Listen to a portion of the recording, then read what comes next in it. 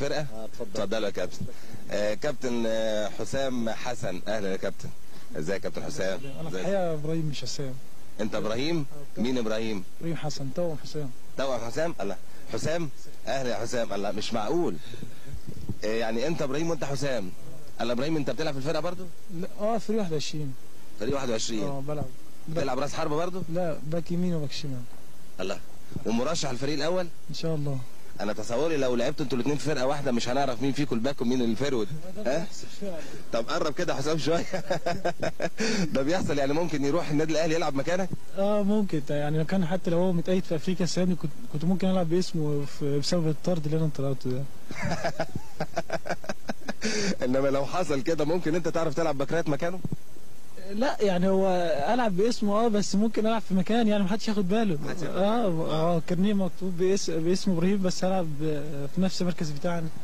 ابراهيم، انا عايزك تقرب من حسام شويه، لان دي فرصه لا تعوض الحقيقه ان انا اشوفكم جنب بعض. طب يا حسام، فرصه بقى ان احنا، اعتقد دي اول مره ليك في التلفزيون. يعتبر اول مره. انت مصاب اليومين دول؟ الحقيقه عندي اصابه في ركبتي، عباره عن التهاب في الاوتار يعني بتاع ركبتي. كنت بتأمل طبعا تلعب ماتش الحد؟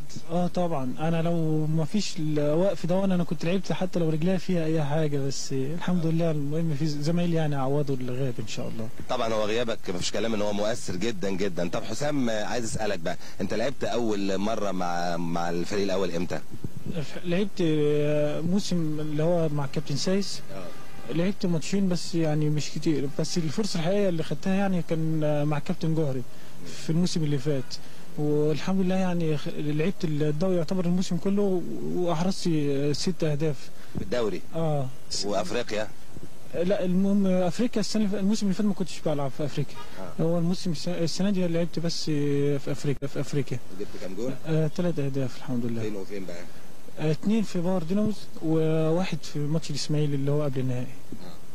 ابراهيم، حسام بيعجبك؟ طبعا. طبعا. يعني يعتبر فيرود تقيل؟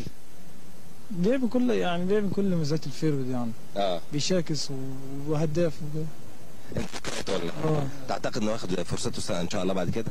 الحمد لله. كابتن طه يعني بياخده في الماتشات اللي هي التجريبيه، لانه حاطط عينه عليه ان شاء الله في الايام الماتشات الجايه في الدوري دي هيبقى كباك رايت. باك رايت وباك شمال كمان. طب اخيرا يا حسام، قبل ما تتبوأ انت مكانك وتاخد مركز اكيد في فرقه الاهلي، كان مين اكتر واحد بتحب تقلد اسلوبه في الملعب؟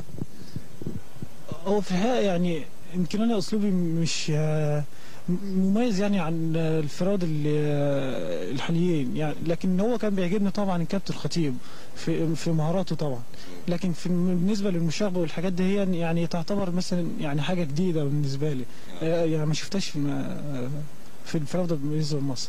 وانا بضيف على كلامك فعلا ان انت ليك اسلوب مميز يا حسام، وبنتمنى دايما تفضل على هذا الاسلوب والمستوى ده ان شاء الله باذن الله.